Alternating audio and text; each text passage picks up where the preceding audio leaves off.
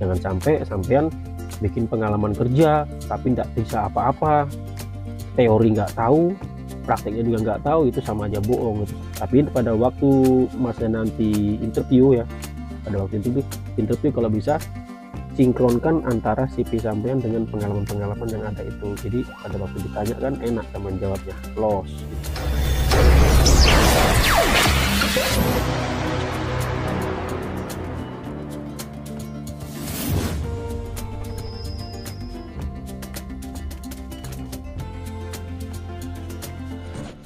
Halo, assalamualaikum warahmatullahi wabarakatuh. Ketemu lagi ya dengan kita Nanang Gadget Channel. Salam sehat sejahtera, sukses buat kita semua.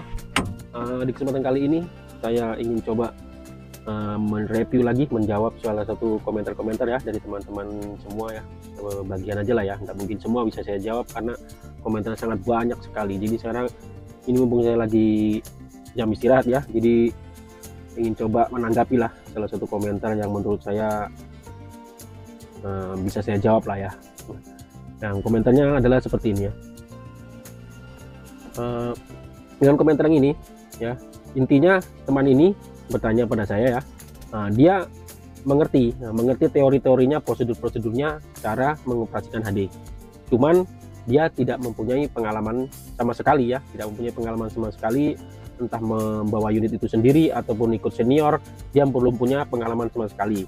Nah, dia mungkin ingin melamar tapi masih ragu ya kan, jadi mungkin dia terus bertanya pada saya, gimana caranya gitu loh ya kan, gimana caranya dan langkah-langkahnya seperti apa, mungkin itu bertanya seperti itu. Nah, oleh karena itu untuk kesempatan kali ini akan saya coba membantu ya, istilahnya ya menurut pengalaman saya aja ya, nggak sampai lebih ya, menurut pengalaman saya aja dan yang sudah dipraktekkan dengan teman-teman yang lain dan buktinya sudah berhasil gitu. Oke, sebelum kita mulai, saya ucapkan terima kasih dulu ya buat teman-teman yang sudah subscribe channel saya dan mau bergabung di channel saya ini. Terima kasih. Dan bagi yang baru bergabung di channel saya ya, klik tombol subscribe-nya agar tidak ketinggalan dengan konten-konten yang bermanfaat ya mengenai dunia tambang. Bukan dia mengenai teori ya.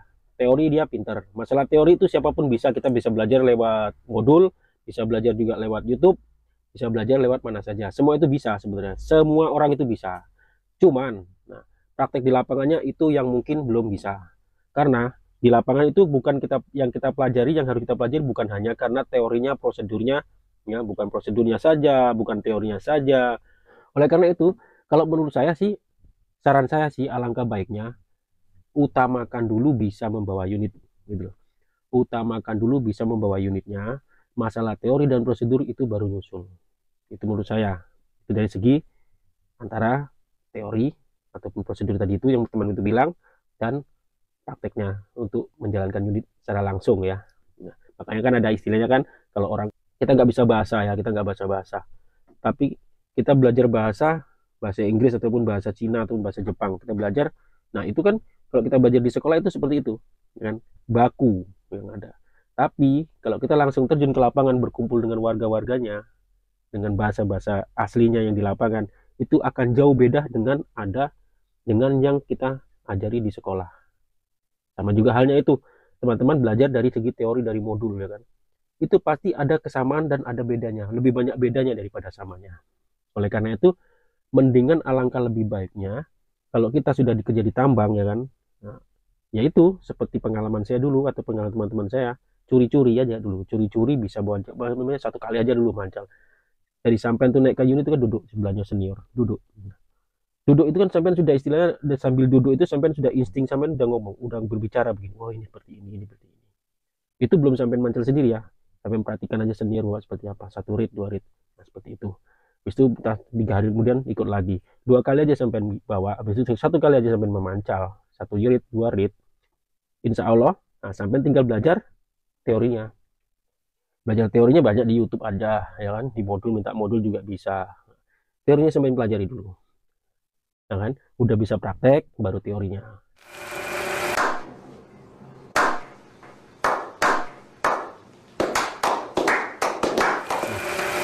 Dan ini terus dia ngomong, apabila ada perusahaan minimal 1 tahun ya, pengalaman 1 tahun, sedangkan dia belum punya pengalaman. Nah, ini dari segi itu ya. Satu yang penting kita tahu bahwa unit ya, walaupun hanya 1 rit, 2 rit, 3 rit, penting sudah pernah naik lah, sudah pernah menaiki unit itu, sudah pernah duduk 1 jam kah, setengah jam di dalam, sudah pernah ikut jalan kosongan muatan, ya, itu sampai insting sampai pasti sudah masuk ke dalam otak. Karena membawa unit HD itu sebenarnya gampang, cuma legalitasnya aja yang susah. Seperti itu menurut pengalaman saya dan saya rasakan, ya, lebih gampang bawa HD daripada bawa DT, daripada bawa mobil kecil, lebih gampang bawa HD itu menurut saya, ya. Nah, kalau masalah pengalaman yang berupa berkas, ya, karena kan perusahaan kan kita melamar pasti kan perlu berkas, ya, berkas tertulis lah, pokoknya bekas kerja di sini 1 tahun, setengah tahun, 2 tahun, kan ada itu namanya berkas pengalaman kerja, ya. Nah, kalau masalah itu saya rasa nggak perlu dibicarakan di video ini, ya, karena di video-video saya yang lalu itu sudah saya jelaskan semua, ya, gimana triknya, gimana caranya kita untuk meloloskan berkas-berkas kita agar kita dipanggil untuk tes selanjutnya gitu. Kita buktikan, ya, di lapangan seperti apa nanti pada waktu tes memang kita benar-benar bisa gitu loh. Nah, kalau memang kita benar-benar bisa, kita bisa menutupi semua kebohongan kita mengenai pengalaman kerja gitu loh. Jangan sampai sampean bikin pengalaman kerja tapi tidak bisa apa-apa, teori nggak tahu, prakteknya juga nggak tahu, itu sama aja bohong itu. Ya, saya rasa itu, ya, masukan dari saya. Kalau memang Mas ini memang sudah bisa teori, sudah merasa bisa teori, ya usahakan kalau bisa, ya, ikut praktek lah. Apalagi teman ini kan mungkin udah kerja di tambang ataupun gimana, praktek.